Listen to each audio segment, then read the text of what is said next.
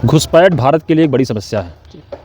आप बता सकते हैं कि ये समस्या कहाँ से आती है? घुसपैठ तो बॉर्डर से ही हो रही है, लेकिन जो सबसे ज़्यादा इंसिडेंट्स रिपोर्ट की गई हैं वो उत्तर पूर्वी क्षेत्रों में हम लोगों को रिपोर्ट की गई, जहाँ चाइना है, बॉर्डर है, बांग्लादेश है, म्यांमार है, तो वहाँ से घुसपैठ हो रही है। घुसपैठ रोकने के लिए सबसे पहला काम जो करना चाहिए कि हमारी जो बॉर्डर जो सीमा है उसकी प्रॉपर फेंसिंग हो जानी चाहिए, और टेक्नोलॉजी जैसे सर्विलांस हो उसका, और ड्रोन कैमरा के जरिए उसकी निगरानी हो, तो ये प्रॉपर सिस्टम वहाँ पर क्रिएट करना होगा, सिक्योरिटी मेजर्स टाइट करने होंगे, तब हम इन चीज़ों को कर पाएंगे। बाकी SIR स्कीम जैसी चल रही है, इससे भी घुसपैठियों को बाहर खदेड़ने में काफ़ी जो है इसमें फ़ायदा होगा। दुनिया में तमाम विकसित देश हैं, बहुत सारे विकसित देश हैं, उनके यहाँ घुसपैठ करने का प्रयास होता ज़रूर होगा, लेकिन वहाँ घुसपैठ की समस्या आती नहीं। पूरी कर लूँ, घुसपैठ का कारण एक तो खुला हुआ बॉर्डर, कि मतलब हमने व्यवस्था बनाई है आ बैल मुझे मार।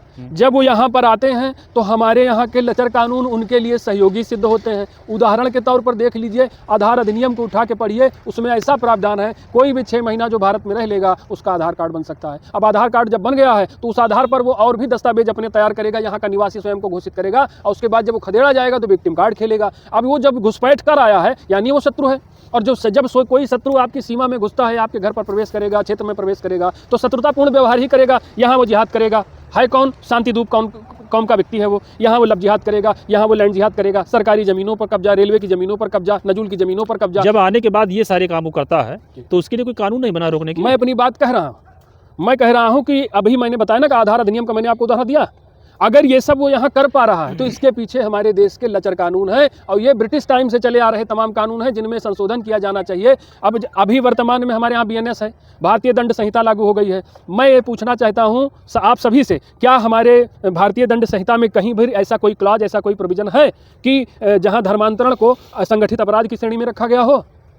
आप क्या चाहते हैं? क्यों नहीं रखा गया है? क्योंकि हमारा संविधान कहता है किसी की राइट टू रिलीजियस फ्रीडम, धार्मिक स्वतंत्रता का अधिकार है, कोई कहीं भी जाए। लेकिन वो हम ये नहीं देख पा रहे हैं कि जो धर्मांतरण की गतिविधियां हो रही हैं, ये तरह तरह के छल कपट, तरह तरह का प्रलोभन दे करके, ब्रेन वाश करके, बौद्धिक आतंकवाद फैला करके इन गतिविधियों को अंजाम दिया जा रहा है। इसमें केवल शांतिदूत कौम ही नहीं है, इसमें क्रिश्चियन मिशनरीज भी लगे हुए हैं, विदेशी फंडिंग मिल रही है। आपको क्या लगता है ये केवल घुसपैठ ही कर रहे हैं? घुसपैठ के पीछे ड्रग ट्रैफिकिंग है, आर्म्स ट्रैफिकिंग है, और उसके बाद फेक करेंसी नोट्स डंप किए जा रहे हैं, नशीले पदार्थों को यहाँ पर व्यापक तौर पर सप्लाई किया जा रहा है, क्रॉस बॉर्डर टेररिज्म बढ़ रहा है। ये सब चीज़ें ये अपने साथ लेकर के आ रहे हैं, और आकर के ये यहाँ देश के भोले भाले नौजवानों को सॉफ्ट टारगेट बनाएंगे, उनका रेडिकलाइजेशन करेंगे, ब्रेन वॉश करेंगे, अपने सिस्टम से उनको जोड़ेंगे, और भारत के खिलाफ अपनी मुहिम का हिस्सा बना करके देश की एकता अखंडता को क्षति पहुँचाएंगे और हमारी संस्कृति के लिए खतरा बनकर। आपने कहा संविधान जो हमारे यहाँ का है वो पूरा सबको स्वतंत्रता देता है, तो क्या आज की परिस्थितियों में तो संविधान तो फिर बैठ नहीं रहा है?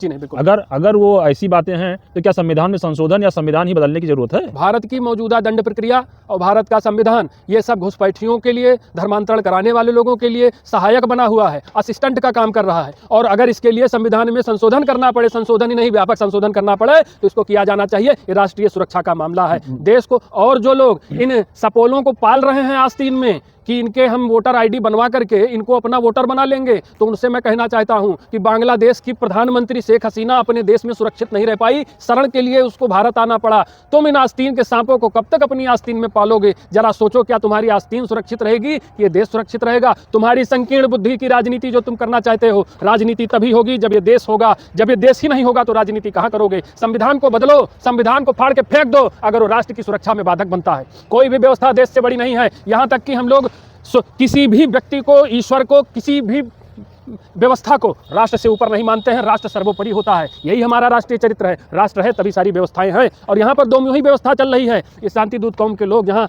तरह तरह से अपने मंसूबों को अंजाम दे रहे हैं, वहीं पर क्रिश्चियन मिशनरी बहुत साइलेंट किलर के तौर पे काम कर रहा है। आज 4-5 स्टेट, मिजोरम, सिक्किम, मेघालय, कितने स्टेट्स आपके हाथों से निकल चुके हैं। लोग धर्मांतरित हो गए, भोले भाले लोग, लो इनकम ग्रुप के लोग, उनको, युवाओं को, बच्चों को और महिलाओं को ब्रेन वॉश करके, उनको तरह तरह का प्रलोभन दे करके आज धर्मांतरित कर दिया गया। अब वो ईसाई स्वयं को ईसाई मानते हैं। और वहीं पर ये लोग भारतीय संस्कृति को तोड़ रहे हैं, वहीं पर हमारे देश के नेता आरक्षण को हथियार बना करके हिंदू समाज को विभाजित कर रहे हैं। इसको एसटी बना दिया, किसी को ओबीसी बना दिया, किसी को एससी बना दिया। हिंदू समाज को विभाजित किया जा रहा है, हिंदू संस्कृति के खिलाफ काम किया जा रहा है। आप बताइए देश कैसे सुरक्षित रहेगा? देश का जो प्रबुद्ध वर्ग है, सामान्य वर्ग है, उसको आपने नेतृत्वविहीन कर दिया, उसको आपने समाप्त कर दिया। तमाम कानून, तमाम व्यवस्थाएं उसके खिलाफ लामबंद कर दी, उसको एकदम से नेस्त नाबूद करने का आपने काम किया। और उसके बाद बताइए देश का खेमनहार कौन होगा? देश का कर्णधार कौन होगा? आज ईसाइयत से बचने का जरूरत है, इन शांति दूतों से बचने की जरूरत है। समय समय पर हमारे धर्म गुरुओं ने आपको बताया कि फादर और चादर से दूर रहिए, लेकिन आपको समझ में नहीं आ रहा है, ना इन नेताओं को समझ में आ रहा है। समय रहते पहचानिए इन दुश्मनों को, जब तक नहीं पहचानेंगे तब तक आपकी आंख नहीं खुलेगी, और आंख नहीं खुलेगी तो बहुत देर हो जाएगी। केंद्र सरकार अपनी नाकामियों का ठीकरा राज्य सरकारों पर मढ़ना बंद करे। तत्काल प्रभाव से युद्ध स्तर पर आपको सीमाओं को कैद करने की जरूरत है, मजबूत बाउंड्री करने की, फेंसिंग करने की जरूरत है। वहीं दूसरी तरफ घर वापसी अभियान चलाइए। उन जिन भाइयों को हमारे परिवार से अलग किया गया है, धर्मांतरण करके धर्मांतरित किया गया है, जिनको हमसे अलग किया गया है, उनके घर वापसी का अभियान चलाया जाना चाहिए। मंदिरों की क्या भूमिका है, मठ मंदिरों अखाड़ों की क्या भूमिका है? जब धर्म पर संकट आएगा तो कुंभकर्णी निद्रा में लीन होंगे।